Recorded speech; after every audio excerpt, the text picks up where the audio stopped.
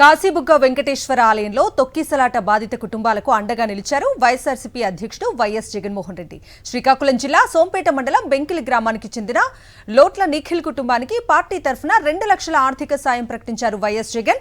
వైఎస్ఆర్సీపీ జిల్లా అధ్యక్షుడు ధర్మాన కృష్ణదాస్, మాజీ స్పీకర్ తమ్మినేని సీతారాం ఆధ్వర్యంలో పార్టీ నేతలు నిఖిల్ కుటుంబానికి 2 లక్షల రూపాయల చెక్కును అందజేశారు.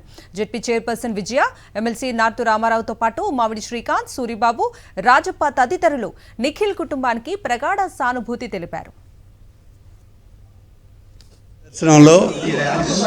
మరి చనిపోయినటువంటి నిఖిల్ ఆత్మకు శాంతి కలగాలని కోరుకుంటూ మా ప్రీతమ నాయకులు ఈ రాష్ట్ర మాజీ ముఖ్యమంత్రి వర్యులు వైఎస్ఆర్ పార్టీ అధినేత శ్రీ వైఎస్ జగన్మోహన్ రెడ్డి గారి సొంత డబ్బుల నుంచి 2 లక్షల రూపాయలు వీరికి సహాయం చేసే దిశగా కుటుంబానికి చనిపోయినటువంటి మనిషిని తీసుకురాలేకపోయినా మా పార్టీ తరఫున అతనికి అండదండగా ఉంటుంది ఆ కుటుంబానికి అనే విషయం తెలియజెప్పే దిశగా జిల్లా ముఖ్య నాయకులందరూ కలిసి గౌరవ పెద్దలు మాజీ స్పీకర్ తమ్మినేని సీతారాం గారి ఆధ్వర్యంలో మేమందరం రావడం జరిగింది.